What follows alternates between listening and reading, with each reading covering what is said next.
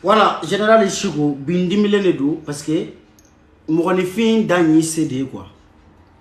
Voilà, mon fin d'année c'est parce que aramade igolo tese femi ka yoro mi soro ni asama ka se ya be fara quoi. Ni tese doni mi ngoro kana nyu suna laba buke ni ma buke be bu fara. Tellement familial. Mais on le réseau quand j'essaie à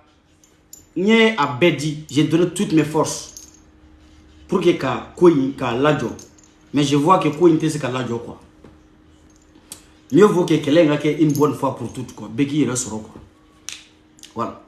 Keleng a que Beki il restera parce que tant que ni a maqué c'est Beki baisse bedon. Keleng banchogoti à la quoi. Parce que do be akil la kale adamana woloso di alors que machite woloso yi ame nyogon nani ame nyogon nege anga ko la dia nyogon bulu anga nyogon famia anga sabali kamulu randu suka mais no e faiblesse pour l'homme là faut partir kela abe fra keno bebe fra abe kele ngakea problème tala kele mbeke ko kele ngake setiki ka dongo parce que tant ni setiki modo ante nyogon bonya ya ngwa ne nga tanta nga ko bebla ka intervention ke nko ina mbese ka mawo masoro nya be wele kele nga ban mais ibe kuma yambi sini olu be bo ka contraire ke do be bo bi kadla sini olu yere be bo ka chien kele akake parce que ni o de be belle lafia faut pas te angake Bouba Poxé Congo ne kangarda ika video ke chukula kuna shine ka video do la mbora ka video ila me nguma la me à 100% me ya la me sisa ye propos chamantini me fait aka identifier akana na be fait nga débattre ya ma débattre encore anche dama wudu peut-être muso ta ere muso ko tolérer mais kamane ngoro nta tolérer billahi mais ça muso ta tolérer mais cheba koro ne to tolérer na be se ka do video ngono anga ta nyoko ndala ya parce que video la kuma dongo Bouba e propos chamantini aka video kono ama Safi ta to mais aya tan indirectement ere ako Safi de chei sarala ko kana muso wera furu français okera nga ça fait 23 ans Safi be furu la ama furu flake ama sabake kele 23 ans ngone abe furu kele ngono a gelera no wera ba kono wa Safi chete che follow mi muso fla furu malla Safi ta de beji soro do e nani be do bulu chama me ko kuma fo o kuma commentaire ke me o ere fa sababu bulu do be ka commentaire ke me olu ere fa nani be do fa bulu fla be do fa bulu muso fla furu ma fo français ma fo jamana wore même mali ko na ko no te la gauche o te kuna gauche o te la gauche wa o te malo yakoyi mali ko no ni muso ni ko che furle ni buta muso fla tigi aka chani muso kelentigi muso sabatigi ka chani muso fla tigi muso nani tigi ka chani sabatigi o de ka cha mali kono mais ni e yo ta ko ke la gauche o te la gauche Safima parce que Safi te muso folo e mali kono jien kono min che muso flananta Safi te muso folo e che ba koro dafale ni be fe ka muso flana furu bi sara furu muso lo ni sara la we bonya e ni dogo afana na we bonya fana e sabla mo ni fi ni ay kuma dobe i maseka fo i no fe mo e ni masira nyi malo rama o te kuna boshi nga me yagli jigi ibe ka Safi attaquer gratuitement parce que ibe ka Safi attaquer ko minu be ka bigini attaquer olute Safi ka mo bigini nga mo do bigini yere ka mo de do mo cité bi ni le si ko bigini attaquer aya fo ko ne Safi ka mo parce que ne Safi be contacter là nto do go mo la 2016 fo bi ne Safi be contacter là nga nya fo jebe nte justifier mayo sinon ne a fo be yango ka be ala Safi da amade ka fo négocier ko bokar sakama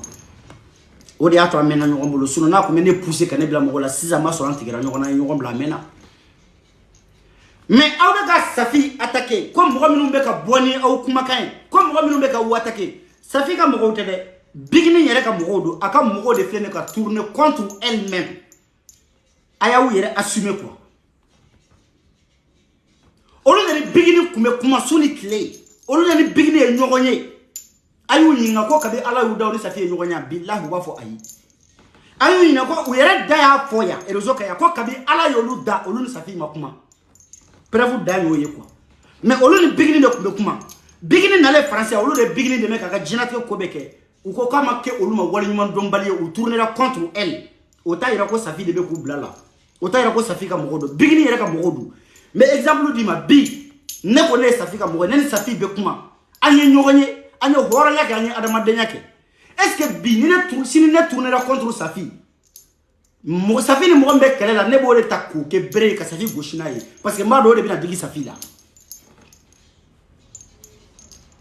Safi ni ne kadi ambe contacti la ambe kuma anya nyogonye anya adama denyake anya nyogonche sini ni ne ko me bo contre Safi ni ne dana ka fo Safi ni avec ça Safi toro mais Safi ni mo mi mandi ko e mo mi ka fade ko te fika mo mi ni ne yo taka Safi keleni ayi obedigi Safi la kateme ne ka neni kai abe fo o de me konyen tourner contre e mais au corante ko parce que ne Safi keleke nyogo da ko ke bere ka Safi goshina yi ko Safi keleke nyogo nga mo de ne ko mo de ne parce que ne yo kele mais ne Safi défend avec mo minum ke Safi ka mo kunu ukumeka beginning défend ko mana beginning fana ko war du mo ka défend aku défend awa Safi de beka warduma ko ka boka bigini nani d'accord on sona ma fa ngolonu on sona donc kunu ou ka bigini défend ka Mariam Bakele ça veut dire que bigini kumu sara ka Mariam Bakele aw ko preuve de ira mokola donc ça veut dire o mo ne rebola on be sarabi na ma sara on te boka vidéo qui défend mais kunu on ka bigini défend minu ka bigini défend bi kunu donc bigini kumu sara de ka Mariam Bakele quoi donc ay boka ma ya fanyi Mariam Bakele ko parce que kunu bigini nunu sara ka Mariam Bakele ay boka o ya fanyi ni mo fe quoi parce que adama de yo fo kuma fem be ba de wulu me kuma de ba wulu kuma mayne ibe kuma bi ni dusu kasi ni dusu bodon te kuma doye ni dusu bora domina ibi janto ibi pour i dusu kan ikana kuma bafo ni kuma na ko jugu dusu kono kuma bi dun fi kan kuma may dusu bo wakati de adama de ni dusu kun bora nyama kan ta dugu de adama de ni dusu kun bora ki ere ba do i dusu bora cheni dusu bi kono o kuma ibi pour i dusu kan ibi isolé no kera kuma ti dun mais dusu kono ni kuma na dor kuma bi dun dusu mana daddo mi na ba do nga foke jugu manke beginning am mo de tourner la contre beginning ça fait comme mo tede na ko ko mali jolde on ko ça fait de be mali jolde on ko fe ku be ka ça fait nani beginning nani ça fait kama atemiri mo ma mali beginning de même mali kono ka teme sa mali jolde on ka donc au do beginning am mo kundu mais comme bi ou te kangele fo ou te beginning am mo blene ou kera safika mo ya hara madenga naturia or la ne ko aw ma ngok ali kele te safini beginning jaw be na ne kele no no yogonche kafu ka sabuke mu aka bo farakan nu aka kono sito mo kanu aw ka bajuke kanu aw bo to o la ka kele bla artiste no yogonche kono mali joldan kume ou ka temps consacré ka sacrifier beginning ka bo je defanite no ta da beginning ka ou kume Mariam Ba burja kosobe ka di beginning ma o do beginning am mo kundu akunte fo ko safika mo do ne akume fode ko beginning ni safika mo mais comme bi uni beginning chena nyoye fo uni safi fana nga chenyoye sinon safika mo do beginning am mo te safi de be ku sarabi ka beginning nani mais kunu o kume beginning de fa ka Mariam Ba nani ka mali jeli waraw nani o korode ko beginning fana ku mu saraka jeli to nani donc ay bo ko fana fo mawi donc bi uni safi de ka ni mali joldo ni kadi dron kubi défend c'est que au corps de kimbu sara donc ouais sans savoir mi ka beginning défend donc ay bo ako wari fana calculer ako total di maliyuma kuma fle ni koro nyore fe ni dusu bora i janto i dalakana ni dusu bora i janto i yerena parce que dusu bole yebe kuma fo billah habidu ne nyere bla chamanche la nukuina mama shika parti choisi beginning ya kene donula parce que horo avec horo me ni ba to ko no itafo yo horo langolondi naga furu kofe safiye boloma fara dinema aya di bigini ma ko nindi ndogani ma ka boloma fara bigini ya tada kan ne wole ka dinema ko ne dogoni ne safiye nindi ki ka boloma fara wonne nere nyore nya fara kan mo ko me boka fo bigini tate ngono ne to fo ne ka mariage la bigini boloma fara dinema mais cheto ko Mahamadou na ya soro kabi ala yenda ko biginin de la ka vocalité ma ko ne dogoni boy ka karsa buruja ya rabbi ya maliki ma donga na salatu tike amake na ya soro safi de la ka chia shugo boy ka mo buruja ngana salatu tike aliki ma jodo ni flash ma de ne blala ni flash ma de ne wele ko shugo bo e kan defa ka fo boy ka mo buruja tere shugo ningalo ndarana na boy ka chinyafo uma deliga ke ne de ba yini kera ni mabembe wuli kana recherche ke nyere ka nyini katla ka boka na chinyafo bigine bolo ma fara dinema ne safiya dinema warla ngo atabe ne kono kwa mawo maya tado ikono ni maseka ni na tigi manyala atigi to ime kana ka tigi kele bagay bigine ya nyani amandi ne desele ne be bigine kele so on tesi peut-être nyo fo kuma mani fin dusu boli kuma bidu ne dusu bora ya don folo la ne yesigi ne kuma na kuma ene dun fon kan don folo la ne bora sien folo me ka beginning attaquer kuma ene dun fon kan o donne ne a fame wo ma dusu boli te kuma parce que ni kuma na kuma bidu mais ka na usigi Quand vous Safi fanani, quand vous banani, comme moi nous meka bigini ne ko parce que Safi ka mo ni fani mbache ni maw maya korba me sa nyokona. Ame nyokondo ya ne, erozo nga bebe bedo. Ne beta. Ibo fo ma were de ni cho chenye sigini nyana ko shugo ne beta. Ni butre ke ka fmo ko tu. Bebe ame nyokondo ya. Anya blood damina na mata ngake fade bela nyamugo di. Mashi dogolente. Beshi yoro donendu. Ne shugo il suffit 5 minutes ni fani mbache nega kele fade nya kele di. Ora la nete do kele. Ni ma dian nega do kele la ne be réfléchir ko sobe. Ne ya wa apaiser ne kuma kan duma fo awye. Mais awakila ko maminu mbeka bigini kele bigini yere teru de beka kele bi parce que ale de nous jera ale de nous be kuma ale de nous be nyogonye min temena uni nyogonche bigini no lu de ba don on to don mais ka fo ka bena Safi de attaquer ni oye akadabla aya ka règlement de compte ke ay Safi to ko bola ne ko ni seko emiye ka nyini kana ni ben côté fly ni nyogonche ne bo ke ni seko manake fon fe me bigini ali na so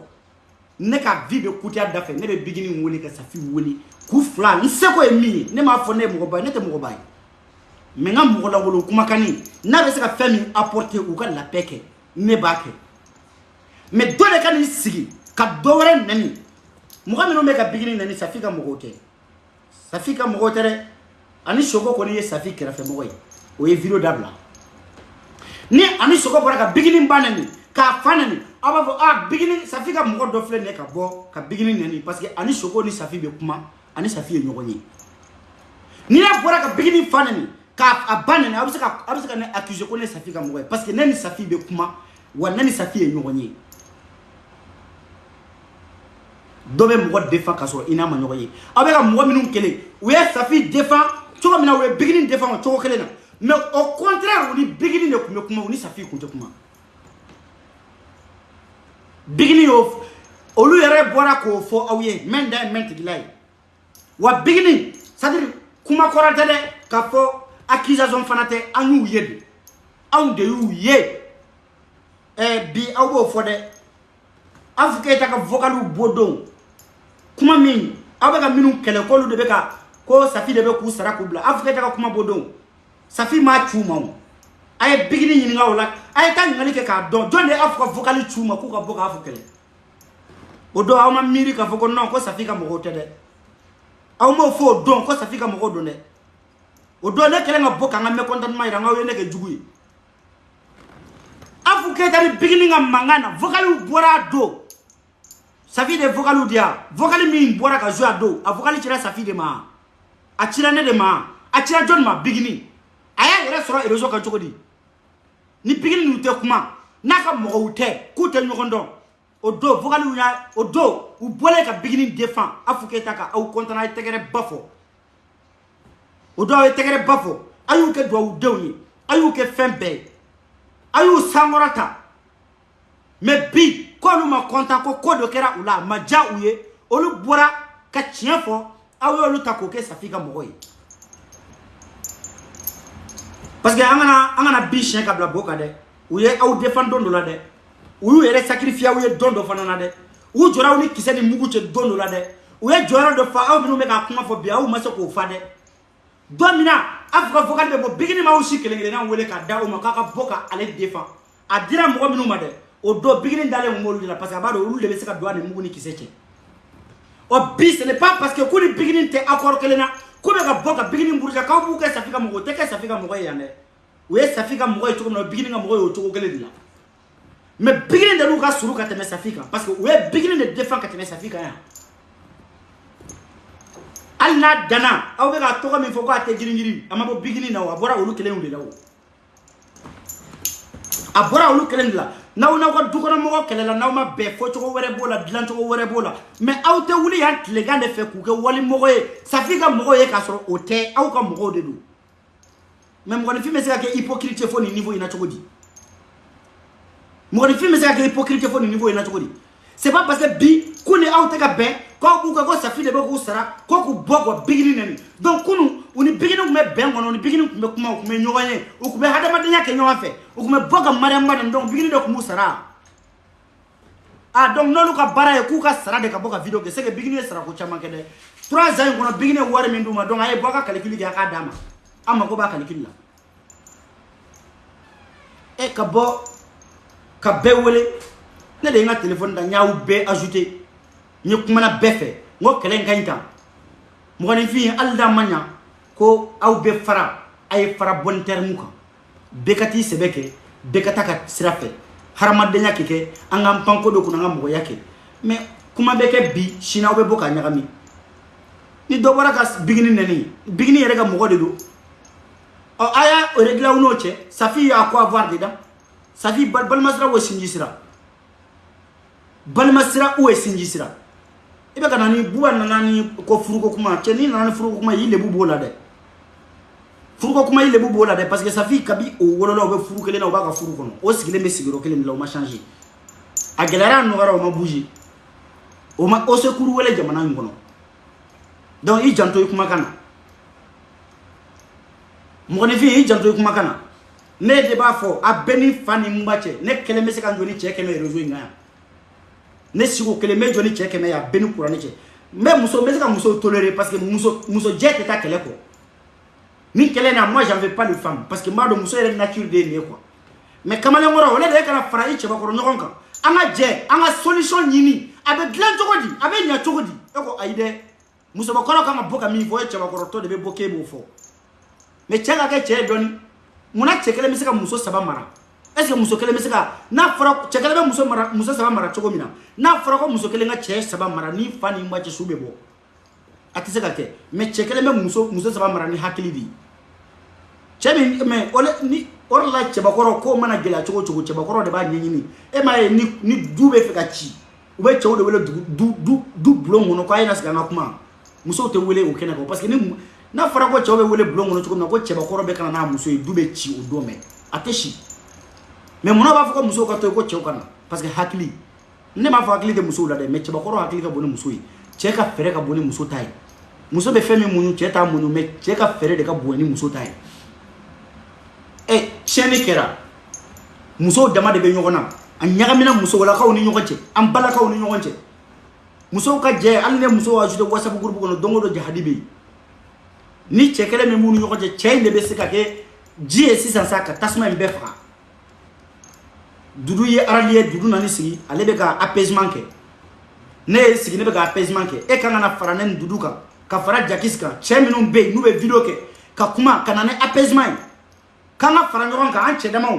nan che duru woro ka fara nyoron ka entre dese muso ali muso nu kera keme ante dese ula me ko aide kateketele muso bu dado sina ko kuma la e fana cheba koroto ni dado sina kala ni be faka ke tere muso nu yo fanye me chede be ke che quoi chega ke che quoi ni ko na ni ne be ne ka position do ni na ko me nga position ta e ba don be ba don ne be ne safidi e bo don ne o finira ali melekeli moti ni safidi dara ne be safita mais safi ne ma bigini don kun fe o safi ya yira ne la ka balema do parce que ñu ye ñu ko fo ko be ke ñu ko fe o de ya to ñu fana ya mine bigini horo nya ken fe ay adama de nya ken fe ne ka furu la ya bigini bolema farad ne ma safi ya ne ma choko na bigini ya diti ne te saka nyina oko ne ma nyina oko fana donc o kama ni mo ko fla be kelela ne se ko kanga ke miye kana ni ben ne boke hal na soro ne bogo kelenge ko boli aratira ne bena sigi abe dilanto ko na ma dilanti fili manjugu mene de sigi ko fe o de ka jugu fili ko non mo ko bebe fili mo jimi mbaga bebe fili mene te bo fili ko non o te horonde quoi muso de be kelela o che te kelela ya kelen damene ni budget momo makuma palmer makuma ama palmer dayala ama ka vocalier ama momo kuma yala ama momo ka vocalier muso ka kele de muso kele la cheba koro de ba Allah da ina fa ni chobe kele la muso be se muso shit de sa chela ese ki che kalmi kuma be yani me cheba koro te se ka ti seke muso ba koro kanga mifo muso kanga mifo ne kanga boka goshika budala o ka kere ka fole horanya be min dame be min suna yere ba do ni dafara le nya do ne dafara le no ne tai mais muna ne embla mille kono muna ne embla mille kono pose-toi la question muna si ko be mille kono ne be chama chara mune kama muna ne be apaisement yini ni Safi ni bigini bena abe malo do ne ka kulukulu kono abe ne ka so sara abe ne ka courant sara ate ne ka courant sara ate jike ne ka boro kono ate putre nyane nu bena o bena hal na kado kana nyoga jion kono yere ate fenche na ate fenyane me we horanya min takane segere nai o horanya kama ne be nga devoir ke ne be nga devoir ke me kuma ka ke aya dabla ne nana ke ba to be nyama nga tafe kala do be o damine ma ba do ma laba mi ma shito do ne mo shida kala damine be ba do ma be laba mi na kala kundiga te do ne kala ma ke guy mo ne finga sabali quoi mais kana o sigide commune la ka bigini nene bi kabu ke Safi ka mo là je vais jamais cautionner nta cautionner le aw yere de ka mo ko do ou tourner la contre aw yere donc aya gérer on ñoo Safi to de ka bo la menen ni ebini doki sigi ko mali zolde on Safi ka mo mais nte bataria kai mali zolde on Safi ka mo mais ouais bataria kande sans saba ou be ka bigini defa sans saba ou bora ni kuma we ni bigini yere te je jonshi to do ou ye kuma u fo ni bigini yere dama fuyi billahi ala furu chata don ko ni so yele musula e bi olu no ma ben e kana o yele ma ko ke Safi ka mo midi 30 ya sans saba mo minu mais dis donc abe so fanana ni mali zolde on kumbora ka Safi de attaque donc aw kuma foko mali zolde bi an ne ka boka foko mali zolde bigini ngam boy mais we batare kande mali zolde on Safi attaque ne ka singa ngano mali zolde bigini ngam boy ka nyina ka fo we sans sabaki ka Safi défend non mais n'importe quoi nte fe ka karta nyina we be ben mais galo kana galo ndala quoi an kana galo nda nyogona quoi mali zolde on te Safi ka mo bi Safi ka mo te chini bigini nga mo do chogo mina Safi ka mo do keli ou ma Safi défend ka bigini to ine ou you fla de défend ñoko fe ya ou you fla de défend ñoko fe o ka fo anga taka boya anga ben chiendo mais akana ke ngalo ngane akana ke kata muso yelema ka ke mo juguye nyengo do akele no ka mali zolde on labo bigini kama mais e cha te mirisa aya dogo saya besa galon do be o be se ka tige mais galon mi yera ni chien yera bole yera fana te kano tige sa ko min kera benyana ya be ma ka de bigini fa kera benyana aw jon de be na ma bigini do mali zolde on de ka page kan aw jon de mam aw jon de be ko ma bigini na défense ka tali damene ka soro mali zolde on bala aw jon bigini adamene na mali zolde on ka page de abu she ni bigini na an beka boa kalama ko min kera bigini na aka furu kono min fora ka kera bigini na an be ya me mali aw ya me chogo mina mali zolde on ka page ka ne da meti yindi mali zolde on ko boka version yere di mauma en temps réel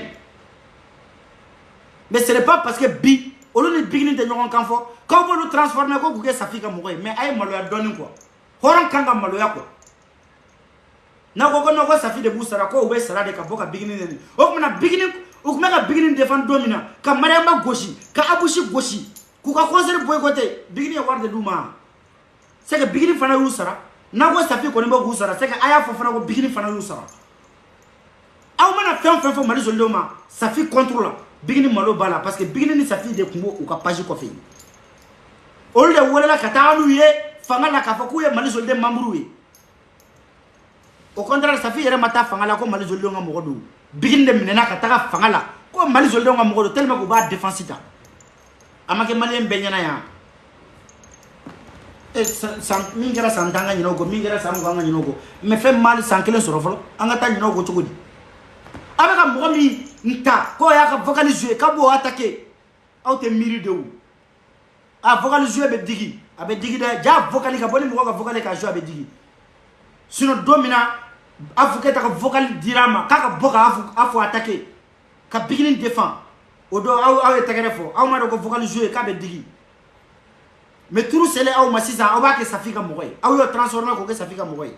mais horan ka malo ya quoi mais wati dona woni kiseni mungu chew nete parti pris là ne be mi no fait dron mɔgɔ min bɛ yen n'i ye Safi ka mɔgɔ ye n'i bɔra ka Bigini attaquer ne bɛ tasuma da i tɛgɛ ko ani Soko par exemple ani Soko bɛɛ b'a dɔn ani Soko ni Safi ka di ani Soko ka bɔ ka Bigini attaquer directement ka fa nani ka ba nani ne bɛ tasuma da ani tɛgɛ Aramata ka bɔ ne cousine ka Bigini attaquer ka fa nani ka ba nani ne bɛ tasuma da Aramata tɛgɛ parce que olu ye Safi ka mɔgɔ ye oui olu ye Safi ka mɔgɔ ye mais olu Aramata m'a kɛ ani Soko m'a kɛ ne Siko m'a kɛ fo mɔgɔ min bɛ k'a kɛ o ye Bigini yɛrɛ ka mɔgɔ ye o tournera contre Bigini c'est comme aw bɛ ka page dɔ tɔgɔ fɔ ko Mali fɛn do ko bɛ ka Bigini défend bi o kunu ko bɛ Mariama défend ka Bigini buruja donc bi o tournera contre Mariama kana Bigini ka ko faveur la donc Bigini fana y'olu san wa a y'o fana fɔ an ɲɛna a y'o fana fɔ an ɲɛna page bɛɛ bɛ bɔ k'a ka artiste défend wari ko tɛ sanu ko tɛ ce n'est pas parce que k'u tun bɛ ka Mariama défend kunu ko Mariama tun bɛ ka wari de d'u ma ce n'est pas parce que k'u bɛ ka Bigini défend bi ko Bigini bɛ ka wari de d'u ma ayi min ka d'u ye don min na u bɛ t'o défend o ye bɛɛ ka droit ye e yɛrɛ min bɛ ka vidéo kɛ e min bɛ ka commentaire kɛ vive Bigini vive Safi jɔn de bɛ k'e sara ɔ mɔgɔ minnu bɛ ka kɛlɛ kɛ k'olu bɛ ka sara e yɛrɛ bɛ i ka temps perdu commentaire la i tɛ ka sara i t'a dɔn k'e yɛrɛ ɲɛmɔgɔden ka b'i ye i t'i sen bɔ a la minnu bɛ k'u ka kɛlɛ kɛ olu bɛ ka wari sɔrɔ a la e tɛ fɛn sɔrɔ a la e bɛ ɲɛmɔgɔdenya la halisa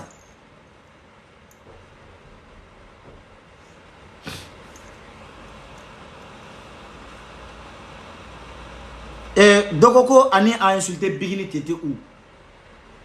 ani a insulté Bigini j'étais où j'étais ici et toi tu étais où bon n'aw tɛ fɛnw ɲɛdɔn a ye fɛnw ɲɛɲini moi j'ai appelé Ani ka Biasu wele ka Ani wele ka muso tɔgɔ Kadi n y'u bɛɛ wele conférence la appel la n kumana u bɛɛ fɛ bɛɛ ka dabila maa si kana bɔ ka nɛni kɛ ani bi cɛ Ani ye ka nɛni kɛ ani bi cɛ ne tɛ Ani minɛ k'a kan tigɛ ko n den tɛ o ne tɛ Biasu minɛ k'a kan tigɛ ne den tɛ ne seko ye min ye o ye kuma de ye ne y'u fila bɛɛ wele n kuman'u fɛ ani bi cɛ Biasu ma bɔ ka vidéo kɛ Ani ma bɔ ka vidéo kɛ u si ma bɔ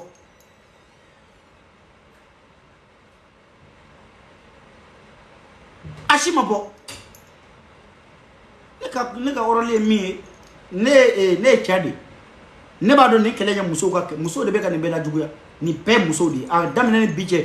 vocal a kɛra fɛn fɛn aw kilo tɛ cɛ si kuma kana nin ko in na cɛbakɔrɔ yɛrɛ b'i place dɔn ne ye min fɔ Dudu bɔra a y'o kelen de confirmer Dudu ye min fɔ ne bɔra ne y'o kelen de confirmer Jakisi bɛ k'o kelen de fɔ non a ye nin dabila an ka sigi an ka kuma an ka nin banta Jakisi y'o fɔ Dudu y'o fɔ ne yɛrɛ y'o fɔ Buba ni e ye rallier anw na ya o de ka ti sigi ko Safi y'a kɛ ta Safi y'a bɔta ne ye rallier anw na ka fara an kan o tɛ naani ye cɛ wɛrɛ kana fara an kan k'an kɛ 5 ye an bɛ cɛ 5 bɛ se ka dɛsɛ muso 100 la n'o kɛra dɔrɔn an b'an ka cɛya bila en cause n'o kɛra an b'an ka cɛya bila en cause cɛbakɔrɔ 5 bɛ se ka muso 100 mara an bɛ se k'u diriger an b'u sɔn an ta ma parce que mun de ka di muso ye ka tulokɔrɔ kuma dumani fɔ a ye hali n'a jo t'a la fo k'a jo b'a la k'a k'a dabila a b'a dabila mais anw bɛ ka bɔ ka kuma muso fɛ k'u k'a dabila e bɛ k'a tɔ ɲagami mais na fara cɛw kan k'e cɛ ye kana fara cɛw kan mani anw de ye cɛw ye yan k'e cɛ i kana fara cɛw kan an ka cɛya kuma fɔ ka musow maîtriser mais kana taa bila musow kɔ o ye musobakɔrɔya de ye Dudu ye min fɔ bɔ kana ne wele ni ne yɛrɛ man di kana ne wele ne yɛrɛ tɛ Ala deli o la yɛrɛ Dudu wele an bɛ mun kɛ bi an bɛ mun fɔ min kan ka kɛ Dudu b'o f'i ye kabi ko in na ne ni Dudu bɛ contacter la o ne b'a wele m'a fɔ an terikɛ nin bɛ yan mun kɛra e ye mun faamuya nin na est ce que e tɛ nin devoir kɛ ne ye Dudu wele Dudu wuli ka Bigini wele mun bɛ yen ne de ye Dudu wele n ka téléphone na n ko mankan min bɛ sen na sisan i b'a dɔn bɛ min kɛ a Bigini wele Safi ye son kura min bɔ a ka bɔ a ka challenge in vidéo kɛ n'o kɛra sisan dɛ dɔ bɛ bɔ n m'a fɔ mankan in bɛ ban dɛ mais a bɛ apaiser an bɛ kuma da wɛrɛ sɔrɔ ne de Dudu wele ka fɔ a ye Dudu Bigini wele i k'a fɔ a ye ko Safi ka Anisu o y'a sɔrɔ son yɛrɛ ma bila n ko Bigini wele k'a ka challenge vidéo in dɔɔnin kɛ mani n ko n'a y'o kɛ sisan dɛ anw cɛw bɛ kuma da wɛrɛ sɔrɔ tuguni musow b'u hakili to yɔrɔnin na ne de dudu wele ka fay domina nya musomanu nuru wele ani soko bios kadi mama Zara mama la joie ne wele nya jakisi ajouter ka faraka ne chekele meni jakisi be ne che an kra che fly muso nani tese ka nani jakisi dese fo nante che ne kuma le ko fe kuma dila jakisma jakis ko sigo kuma befo ka ban katla ka muso kari ku dusukun ka apaiser ka kuma dumanu fuye kelen ga bata anga nyogon famia nambe nyogon fe fanga bade be ana me ana farala fanga te ana jakisi kuma kele ne fo mais pendant que chewbe ka nyogon nyini ka ko apaiser chewbe ka nyini abe dilan chogodi parce que muso ka kele ni cheka kele te kele muso ka kele ka teli mais muso ka kele banga teli. Il suffit que quand vous voulez dire, ne pas état de chien, ça, ne pas avec un mifa béchien, mais qu'à Dablata. Parce que Jotiki avait fait Jotiki de Makika Sabali, Moussouba Dabla. Parce que le fait qu'il y a Madia et Abata, Abaka et Taï quoi. Mais on boit la Eche Bakoroto de Beta Mousso, Mousso Kanga Mifo, Mousso Goudaro, Sina Mousso, quelle est Eche Bakoroto, et Sina Mousso, et bien faire Mousso Silidia. Mais qu'est-ce que tu as donné qu'à Faranga? Qu'est-ce que tu as donné qu'à Faranga? On te duru be se ka dese muso la chokodi e kanga si kanga che kan fo anga muso la pg mais era be ka tasuma nyaga fe yo ko ka de ne respecte trop mais propos do ya teni je vais jamais cautionner ça duru te bo jamais ka be sa fi nani wor ma ka be bigini nani jamais duru na ok et te duru jamais de la vie ka be bo ka directique ko be sa fi nani ka di bigini ma wor ma be bigini nani ka di sa fi ma. Il est au milieu. Faut que n'ait rien de faire. N'ango ango bodu be ka minge ne de sira nyuma. Nana faraka nyen fanga da fanga ma ke flyer. Ni ne pora ka kuma ni ne sotara mingo na ni dudu o souligner. Kuma maba. Mais ne nana fara ango sisa. Ne fana ita fo sisa ka fara on taka. O te fanga kele sabaya. Mais o be ka fo e be ka ta to nyakami.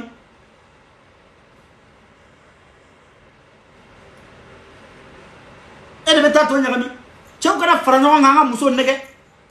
amba udo muso do goy am do nu do fana u mana farnya chogo tese ka on ken u mana farnya u be parli ba mina on nyokoro kodo u be meshi do ba mina on nyokoro kodo u be yere ira ba mina be on nyokoro kodo suno nam be kun gara muso wala nam be kun gara che ma shi ku de yere ira ke ya u tese am tese ka dese ulaw che ba ko be se ka dese muso ba ko la chogodi na faranga muso nege e de bitizigi he safi he je ni meche miri sa miri safi ka mogote bigini yere ka mogodo tourner ra contre bigini suno safi ka mogote voilà ne ka sira na be fe ka nyogon buruja ne ko ni molo chew de be fe ka ni chew be fe ka kele ban chew ba parce que ni chew ka kele wulila na juwera chogo ni muso ba fe ka ba nte kele dabla ni fani mbache nyema dai furu muso kande inya madai janye makani suna bi bishiki dere billahi fi bi turu kumbele kuru flaga ko nyabla mun kara mun ko de kera dongo do fiente ci bote ci mun kara nel ni bigni a décider kale ba ka carrière gan solo mais y a pas de souci et nani sigide ko mu be bigni ni majorité bigni ni majorité e bo histoire don bigni ni majare be kelela ka bigni tado safi be balula e bo histoire do mali kono na bora sunya meni babani na safi ni jeli muso cité nyokona safi ni bekadi ani jeli muso cité nyokona ni babani ni asunya mete sa jeli te mali kono mini safi be kelela o jeli te dofo majare ka safi gela sur la sira du mande fe majare safi kele muna boy ko fo mawi ni ta kundo me bona video follow e kandima majare safi kele de ko parce que ka e bigini ndeme ni ta donné a finyene bi majare drame safi kele de ka e bigini ndeme sino foi mateme masari ni safi che kala lahu amateme majare ni safi che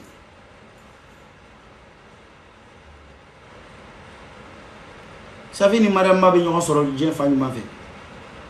mi wo mo soro muna génération kele no safi denga folo mami ni madame man de kongiranse ke nyono chugu bi nani nyaka ko bigine jugu soro safi no fe safi re jugu soro bigine no fe ni be jugu soro be ko ma famia sinon fente asuna me fana ni bigini chew mais munya asuna me ni bigini se nyoma Safi a kuma infle ne o asuna me fana ni bigini kele tuni nyoma jote nyoma soro anfa adamala nu ye kele la soro la Safi fana no fe madala ni kele rebe asuna me ni Safi che alors Safi e jugu soro bigini ko bigini e jugu soro Safi ko voilà ali be ka vocal ko mo ko korofali vocal bora itita vocal bora ni vocal bora jonde ka téléphone kono ito nyani ni folo afara ko vocal bora tafika téléphone de kono mo ko fingi miri ko ni be kuma ni o fo dusu bo kuma kana fo kibe muso kana mi fo cheba koro kana fo ko sinon na ko nga sigi nga kuma be kuma koy on be ka apaisement ke sinon anya u benao anya kite ne shigui u ma ben anya kite ne shigui u ga bente ne ka courant sara tenga so sara u ga be malate nga courant sara tenga so sara wate do fara nga so sara ka do bonga so sara u ga ben o horona takabolo di ne o finyene ni ma fla be akene ne ga furla Safi e bolo ma faradi a so bigini ne be paria ne na ma nyogo yen Safi e bolo ma faradi bigini ma akoni ma ko ay fa bolo ma faradi jango bigini be adama ka dian a di bigini ma bigini yera tadda ka chim ka di mo ko kana dinema o horonya de o sino ne ka neni mo ke mebe tama nyongo fe ne ka maraji la ruma ke ne ka maraji re ke ka kuma te ka bolo ma faradi nema ne bigini ne ka bala anda ma nyogo o be ke domina ne bigini te kuma na nga bolo ma faradi a ne dogoni oh ni nyame ki ga maraji gera o ni mine ka ni ki ga bolo ma faraye vraiment ne ka contribution o horonya de mo fe mo ko de bi de mew je n'ai absolument rien contre bigini ne Safi ne be Safi ta choko mina ne be bigini tati ima famia ni ko wara yuni tote i cheto itena ni frale chetna ni frale o c'est comme cheba koro e bisaka e ma ni ma saka Safi ni bigini supporter c'est que saka muso re supporter c'est comme cheba koro to e muso flavuru e muso be nyona bon ni mo ko sugu ni e muso flavuru ni fani ma je korole meta fasola parce que tisaka kiri tukunu nyoko jaw mo muso mara be damine kene ma de folo yani ka do so kono ah vraiment aya kuma to revoir quoi ni e che na franche to ko an nga che yake an se ko minye kele nga ba an che la ma oboke muso ko muso yake muso ya kuma foka muso yake leke mais autant che ba ko orolie quoi an che ba nga che ya de ke ka adwan che ajoro la manteta dabri muso ko feni muso ko ala ayena sini putike e fana ma fa nga bayatike mais c'est quoi voilà général Lisugo me bitabla mais kafo be ka jea akera mo be vidéo ke comme quoi que mino me ka boka vocal jouer de mali jouer de onde Safi ka bokodo ni ame ma madame bi batar sauter ma ba fo bi batar lege bi fa batar sauter ki ba batar sauter ka ko dugo mi batar sauter parce que olu te Safi ka mo bigini nga mo do ou kele la bi ça va pas entre eux ou be ka boko ko men condamnement ira en faisant ça ou be ka bido aula aw te se ko yelema ko ke Safi ka mo voilà ate ou te ka ne les gars fait nyana ni ba chante so ou te ka Safi ka mo le c'est comme si ça ne ka bo contre Safi aka foko ne bigini nga mo ne mu menge bigini nga mo ne Safi ka mo tourner contre Safi aka assumer Safi be se ka bo Safi contre Safi be se ka fo ne ko ne bigini nga mo di alors que ne sangoro que ne be ka Safi défense Safi be se ko fo di o de be Safi ku e mo ga san saba ke défend ni mo bora ka ali kala washila be boka joini sayake o e ko eno kelela ko be malabe eno che o bora ka gamen ngondan maira e ga mo ga singa boka si ko e Safi ka mo abo ke Safi ka mo mi Safi ka mo te mo yana aw yere ga mo de do aw be keladla donc aya régler aw ni nyonga ay Safi to boala wala ay Safi to boala ay muso to akala fia ko na ko le benfe anga benke maintenant te benfe aw yere ka mo do ay muru ta nyonga ma ay bese ta nyonga ma mais Safi de ka mo te Safi ka mo tere Safi ka mo do choko mina bigini nga mo do ni ngo Safi ka mo do kuma fana o ya fo choko di sino Safi ka mo do choko mina bigini nga mo do ou est Safi défend choko mina ou est bigini défati mais au contraire Safi kabe ala ou yera ko kabe ala lu dawlu Safi ma fo nyoko ma ko alu horanya mabaya abe mu were ko La preuve, Bigini te ka fo k'ale nu ma deli ka kuma o. Hali ne y'a mɛn yɔrɔ dɔ la ko Bigini ko ka bɛ Ala ale da k'ale de vidéo manu ma kuma ne sigilen yɛlɛ la mais nafa t'olu kuma fɔli la quoi. Mais Bigini tɛ se ka fɔ k'ale n'olu ma kuma parce que o ni Bigini de ye ɲɔgɔn ye aw ye ɲɔgɔn ye ɲɛ ni ɲɛ kara wa Bigini ni Afuketa ka mankan na yan vocal min a fait vocal min ci Bigini ma o ye olu de nana jouer yan jɔn de y'a ci u ma Bigini ni Bigini m'a ci u ma c'est que Bigini kɔni y'a ci dɔ ma o y'a ci u ma a kɔni bɔra Bigini ka téléphone de kɔnɔ donc Bigini yɛrɛ ka mɔgɔw de tourner la contre Bigini ça fait ka mɔgɔw tɛ dɛ a ye an ka fɔ ka ɲaga bɔ a la fɔlɔ an bɛ bɛn kɛ bɛn ka kɛ mais a ka kɛ tiɲɛ kan quoi mɔgɔ tɛ kɛ mɔgɔ jugu ye mɔgɔ bolo yan dɛ voilà ne t'a cautionné ça fait kanubaga si ka bɔ ka sigi ka Bigini fa nɛni n'i y'a kɔrɔbɔ n bɛ tasuma da i tɛgɛ wa n'i fana ko k'i ye Bigini ka mɔgɔ de k'i bɛ bɔ ka Safi nɛni k'i bɛ nkalon da la ni n ba cɛ n tɛ sɔn an b'a da ɲɔgɔn tɛgɛ yan Général Ishigo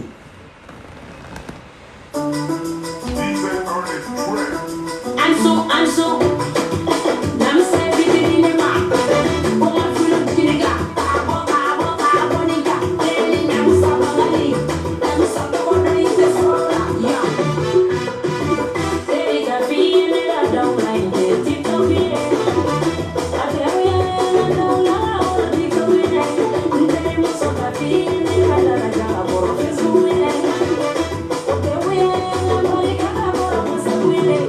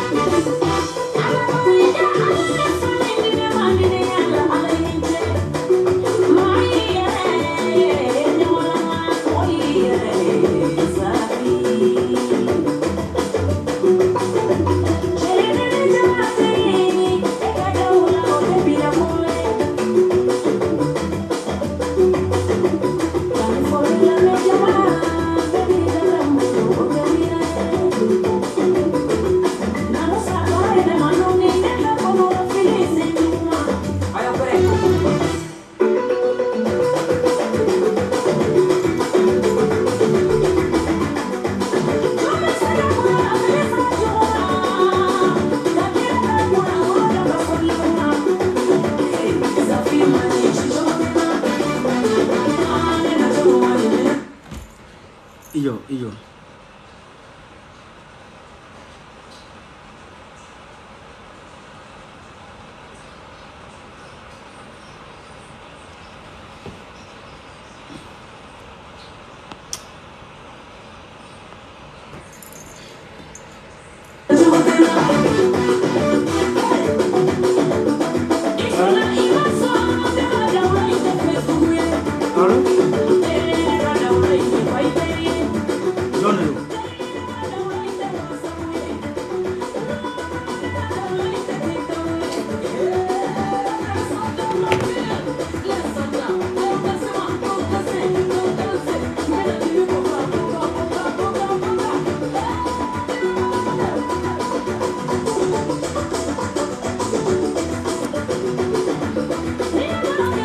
Ok, Général Ishigo, ça belebele, on met bita tigeta. On met bita tigeta, on met un bolo sali.